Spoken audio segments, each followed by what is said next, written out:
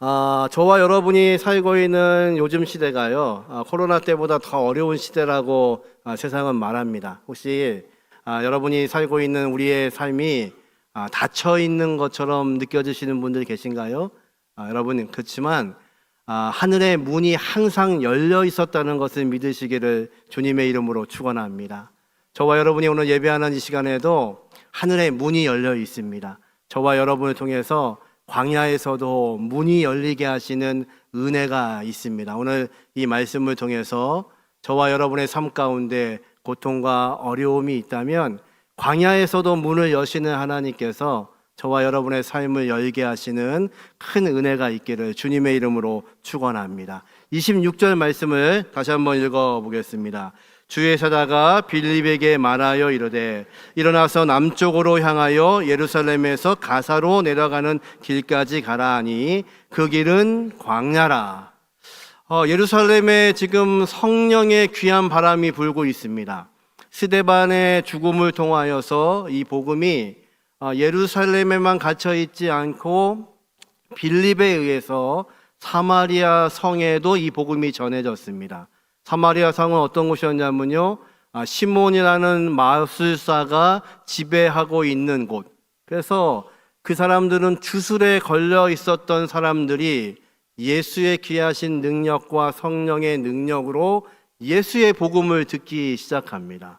그곳에 있는 사람들이 병이 낫기 시작하고 그리고 성령을 체험하기 시작합니다. 그런데 그 예루살렘에서 시작된 복음이 사마리아 성에서 완전하게 역사하고 있는 그때에 하나님의 성령이 이 빌립을 광야로 가라고 명령하십니다.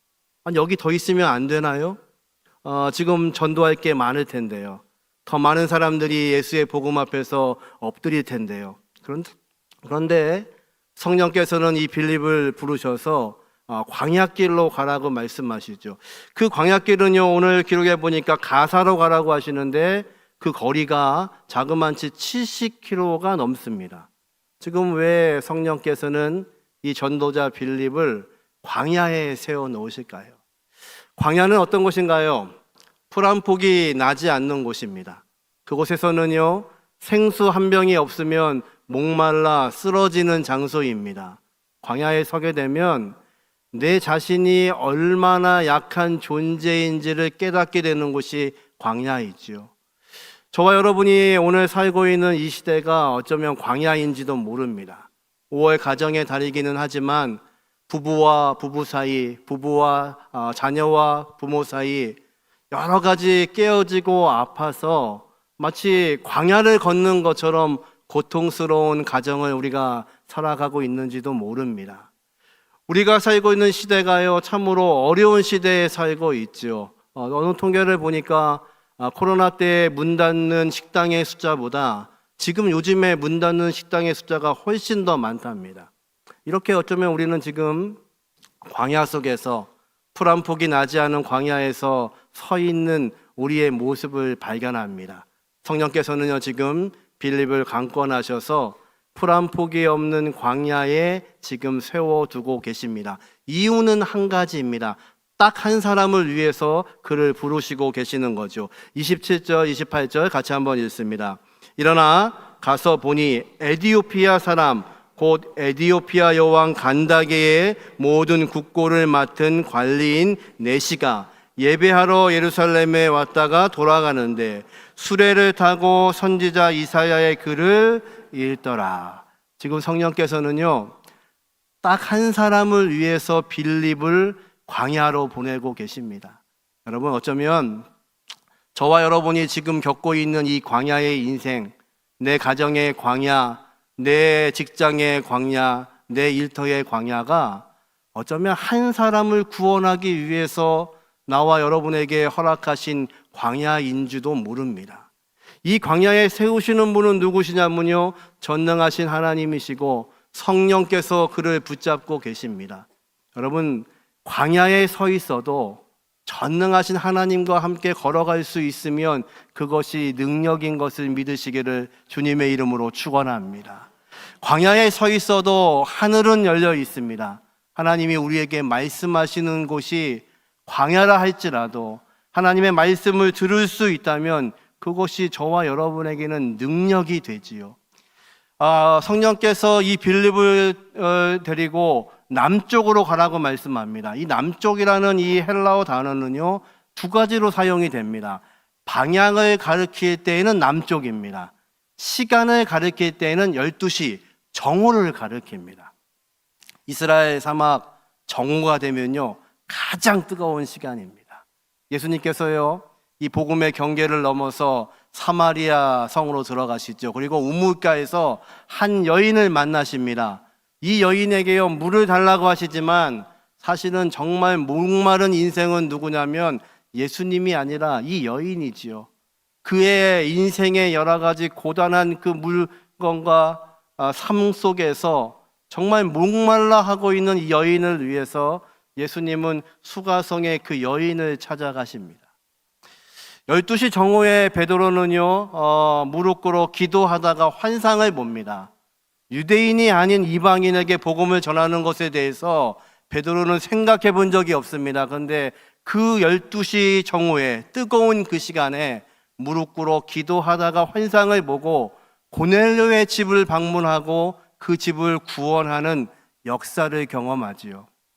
정오에 사울이라는 청년이 예수 믿는 사람들을 잡아 죽이려고 가다가 다메섹에서 예수 그리스도를 만납니다. 그래서 성경에, 이 신약 성경의 정오라는 시간은 전능하신 하나님께서 우리를 조명하시고 비추시는 바로 그 시간입니다. 여러분, 지금 광야에 서 계신가요?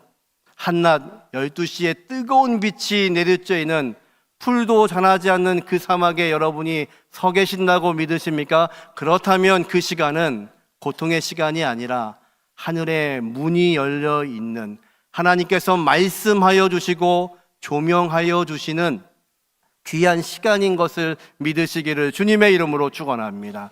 오늘도 하늘에 문이 열려 있습니다. 전능하신 하나님께서 저와 여러분과 함께 하십니다. 빌립을 사용하시는 하나님께서는요, 이 시간에도 저와 여러분에게 말씀하셔서 저와 여러분을 사용하시기를 원하십니다. 하늘에 문이 열려 있는 것을 보게 하시는 귀한 은혜가 저와 여러분의 은혜가 되게 하시기를 주님의 이름으로 축원합니다. 여러분의 인생에서 예수를 믿기 위해서, 예수를 섬기기 위해서 여러분의 인생의 어떤 부분을 잘라내셨습니까? 어쩌면 저와 여러분이 서 있는 이 광야는 예수를 믿기 때문에 경험하는 광야인지도 모릅니다. 그런데 놀라운 것은 이것은 가치가 있습니다. 하나님께서는요, 저와 여러분을 구원하시기 위해서 하나밖에 없는 독생자 예수를 십자가에 못 박기까지 사랑하셔서 저와 여러분을 구원하셨습니다. 그래서요, 새끼손가락 한마디가 없어져도 그 예수를 위해 사는 것이 귀한 인생입니다.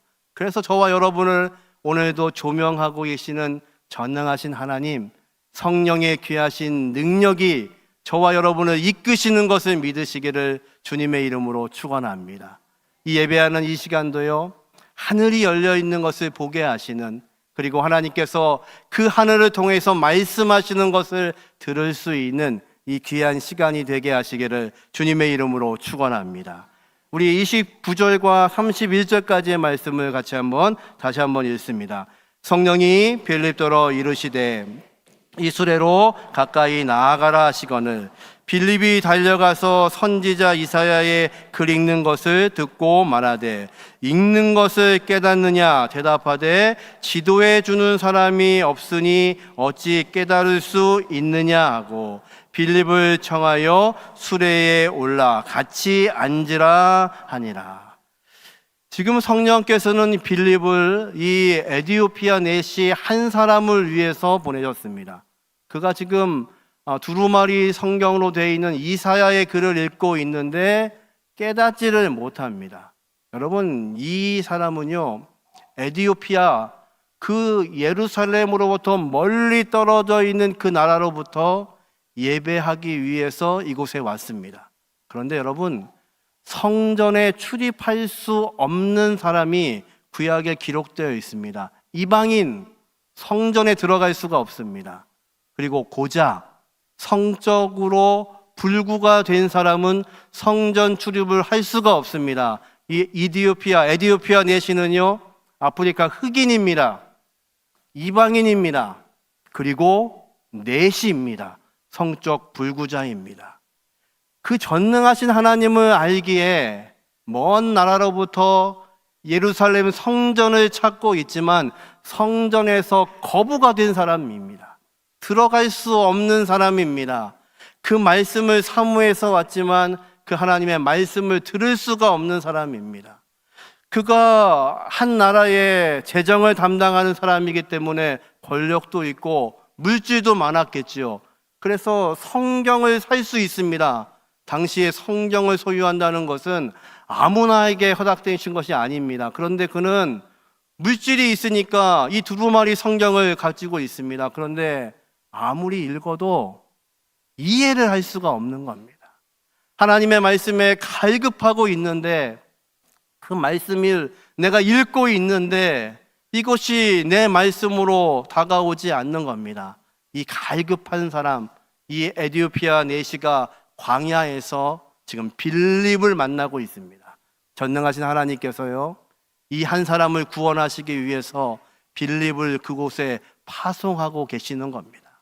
여러분, 전능하신 하나님께서는요, 저와 여러분 한 사람을 구원하시기 위해서 자신의 아들을 보내주신 전능하신 분이십니다. 믿으십니까? 그것이 저와 여러분의 은혜입니다. 하나님은요, 그 많은 사람들 중에 나 한 명을 구원하시기 위해서 이 땅에 자신의 아들을 보내셨습니다. 이것이 이 아침에 저와 여러분에게는요, 놀라운 은혜입니다. 하늘의 문이 열리는 것입니다. 이 에디오피아 내시는요, 성전에서 거부되었던 그가 이 말씀을 듣기 시작합니다. 그가 읽었던 말씀이 어떤 건가요? 32절부터 한번 읽어보죠. 읽는 성결 구절은 이것이니 일러스되 그가 도살자에게로 가는 양과 같이 끌려갔고 털 깎는 자 앞에 있는 어린 양의 조용함 같이 그의 입을 열지 아니하였도다. 그가 굴욕을 당할 때 공정한 재판도 받지 못하였으니 누가 그의 세대를 말하리요 그의 생명이 땅에서 빼앗김이로다 하였거늘. 아멘. 이사야서 53장은요, 우리가 잘 알고 있는 것처럼 예수 그리스도께서 이 땅에 오셔서 순환당하셨던 그 이야기를 적고 있습니다. 그분이 어린 양으로 오셔서 불법 재판을 받고 있지만 아무 말씀도 하지 않으시고 이 불의한 재판 가운데서 이 모든 인류를 구원하기 위해서 십자가에 죽으신 바로 그분의 이야기를 읽고 있습니다. 이 이야기로부터 빌립이 예수 그리스도의 복음을 전하기 시작합니다. 지금 이 내시에게는요, 거부당했던 그 성전이 닫혀 있는데 이 광야에서 성전의 문이 열리고 있는 겁니다. 이 선지자의 글이 바로 나를 구원하시기 위한 하나님의 계획이셨다는 것을 알기 시작하는 겁니다. 눈이 열리기 시작합니다. 읽어도 깨닫지 못하던 하나님의 말씀이 내 마음 가운데, 내 심령 가운데 쏟아져 들어오기 시작하는 겁니다. 하나님이 천지를 창조하시고 에덴을 만드셔서 우리와 영생하도록 함께하기를 원하셨음에도 불구하고 죄로 인해서 그 에덴 문이 닫혔는데, 성소와 지성소가 닫혀 있는데 아무도 함부로 그곳에 들어갈 수가 없는데, 나같이 문제가 있는 사람은, 나 같은 이방인은 그 성전의 예배에 참석할 수 없었는데 이제 그 성전이 열렸다는 것을 깨닫게 되는 겁니다. 누구를 위해서요? 나를 위해서요. 누가 하셨다고요? 전능하신 하나님이요. 어떻게 하셨다고요? 자기의 아들을 십자가에 못 박게까지, 그 아들을 어린 양처럼 찢어 죽이시면서까지 나를 구원하셨다는 이 이사야의 말씀이 내 이야기였다는 것을 그가 깨닫게 되는 겁니다. 여러분, 하늘의 문은 언제 열리는 걸까요? 하나님의 귀하신 그 말씀이 나에게 임하는 시간이 하늘의 문이 열리는 시간입니다. 우리는 하나님께 영광 돌린다고 고백합니다. 여러분, 저와 여러분이요, 어떻게 전능하신 하나님께 영광을 돌릴 수 있을까요? 무엇을 잘하면 될까요? 예배는 1년에 52주 중에 그래도 50주는 예배 드리면 영광 드리는 걸까요? 우리의 물질 중에 얼마를 드려야 하나님이 영광 받으시나요? 내 삶 가운데 얼마나 많은 시간을 하나님께 드려야 하나님이 영광 받으시나요? 아니요. 하나님은요, 저와 여러분의 물질이 없어도, 저와 여러분이 아니어도, 저와 여러분의 인생이 아니어도 그분은 전혀 문제가 없으신 분입니다. 하나님이 영광 받으신다는 그 말씀은 하나님의 온전하신 생각이 내 인생 안으로 들어오는 겁니다. 그러면 그것이 하나님 보시기에 영광이십니다. 그 영광을 받기 위해서 하나님께서는요, 저와 여러분을 구원하시기 위해서, 저와 여러분이 그 놀라운 은혜를 경험하게 하시기 위해서 자신의 아들을 십자가에 못 박는 놀라운 은혜를 우리에게 선물로 허락하신 겁니다. 여러분, 이 아침이 저와 여러분이 하나님께 온전히 영광 돌려드리는 시간 되게 하시기를 주님의 이름으로 축원합니다. 하나님의 귀하신 그 생각이 이 에티오피아 내시처럼 이 말씀이 내 말씀으로 들어오게 하시는 은혜가 있기를 주님의 이름으로 축원합니다. 그래서 저와 여러분의 모든 삶이, 우리의 말이, 우리의 행동이 하나님께 영광 돌려드리고 하늘을 우러러서 그 하늘의 문이 열리게 하시는 놀라우신 은혜가 저와 여러분의 이 아침에 은혜가 되게 하시기를 주님의 이름으로 축원합니다. 이제 이 두 사람이 어떤 일을 하나요? 35절 36절 말씀 같이 한번 읽죠. 빌립이 입을 열어 이 글에서 시작하여 예수를 가르쳐 복음을 전하니 길 가다가 물 있는 곳에 이르러 그 내시가 말하되 보라 물이 있으니 내가 침례를 받음에 무슨 꺼리낌이 있느냐. 아멘. 예수를 믿고 나니까 이 내시가 고백합니다. 이제 물이 있으니 내가 침례 받는 것이 마땅한 거 아니냐. 광야에는 반드시 오아시스가 있습니다. 그래서 양을 키우는 목자들은요, 그 광야에서 이 오아시스를 찾아야 내 양들에게 물을 먹일 수가 있습니다. 그러면 이 목자들은 어떻게 하냐면요, 그 조용한 그 광야 가운데서 귀를 쫑긋 세우고 물소리를 찾습니다. 우리가 알고 있는 엘리야 선지자가요, 이방의 선지자들과 영적인 대결을 하죠. 놀라운 영적 대결에서 이겼음에도 불구하고 이사벨이 내일 이맘때쯤에 너를 내가 죽이겠다는 그 말에 혼비백산에서 엘리야가 광야로 도망갑니다. 그리고 뭐라고 하냐면 노뎀나무 밑에서 하나님 내 생명 취해 가십시오. 나 이제 죽고 싶습니다. 이렇게 고백하죠. 그런 엘리야를 하나님이요, 하나님의 산 갈멜산까지 그를 인도하시고 말씀하시기 시작합니다. 불 속에서 말씀하시고 바람 속에서 말씀하시고 그리고 세미한 음성으로 말씀하십니다. 이 세미한 음성이라는 단어가 목자들이 물소리를 찾는 소리, 바로 똑같은 단어입니다. 여러분, 전능하신 하나님은요, 광야에서도 우리를 인도하시는 하나님이십니다. 그 하나님은요, 세미한 음성으로 우리에게 말씀하시는 하나님이십니다. 광야에 있는 양들은요, 목자를 따라가지 않으면 살 수가 없습니다. 목자에게 순종하지 않으면 그 광야에서 그는 목숨을 부지할 수 없습니다. 그래서 목자를 향하여서 집중합니다. 여러분, 하나님의 백성들이 하늘의 문이 열리는 이유는 한 가지입니다. 목자 되시는 예수를 향하여서 집중하는 것입니다. 이제 이 두 사람이요, 오아시스를 만납니다.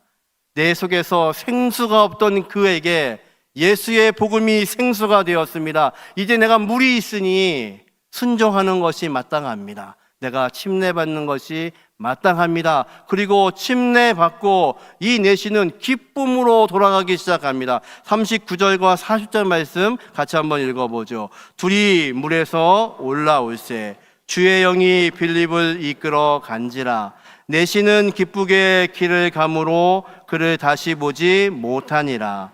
빌립은 야소도에 나타나 여러 성을 지나다니며 복음을 전하고 가이사야에 이르니라. 아멘. 오늘 본문을 보니까 이해가 안 되는 게 있습니다. 두 사람이요, 놀라운 은혜 가운데 복음을 전하지요. 복음을 받지요. 그리고 침례를 받습니다. 이 내시가요, 기쁜 마음으로 길을 갑니다. 얼마나 기뻤을까요? 구원이 그에게 임했습니다. 이제 그가 사명을 다해야 되는 그 나라로 돌아갔다는 이야기입니다. 그런데요, 그냥 가면 안 되잖아요. 나에게 복음을 전한 빌립에게 가만히 있으면 안 되잖아요. 명함을 교환해야죠. 이 명함 가지고 우리나라 오시면 제가 극진히 대접하겠습니다. 그래야 되는 거 아닙니까? 그런데 성령께서요, 이 순간에 빌립을 감추어 두십니다. 함께 하지 않게 하십니다. 그리고 호련히 빌립에게 명령하셔서 아소도로 가도록 인도하십니다. 그리고 빌립은 그곳을 시작해서 가이사라까지 가면서 복음을 전하기 시작합니다. 얼마나 안타까웠을까요? 좋은 기회이잖아요. 지금 성령께서는요, 두 사람을 분리시키고 있는 겁니다. 두 사람의 길이 다릅니다. 광야에서 막혀 있는 것들을 경험했던 사람들입니다. 왜 하나님이 나를 광야로 보내시는지 잘 알지 못합니다. 광야에서 성전이 닫혀 있는 것으로 인하여서 고통당하던 내시입니다. 두 사람에게 새로운 길이 열렸습니다. 이 내시는요, 기뻐하며 구원받은 것을 감격하며 자기의 나라로 돌아갑니다. 성령이 말씀하신 것처럼, 예수께서 명령하신 것처럼 예루살렘과 온 유다와 사마리아와 땅끝까지 이르러, 아마도 이제 이 복음의 땅끝을 이야기하고 있는 이 에디오피아 끝까지 이 내시는 자기의 나라에서 예수의 증인으로 살았을 겁니다. 빌립은요, 하나님께서 그의 새로운 사역의 길을 열어가고 계십니다. 여러분, 광야에서 발견해야 될 게 또 하나 있습니다. 다 닫혀 있고 막혀 있고 메말라 있는 곳이지만 이곳을 통해서 하나님께서는요, 저와 여러분에게 새로운 길을 여시는 장소입니다.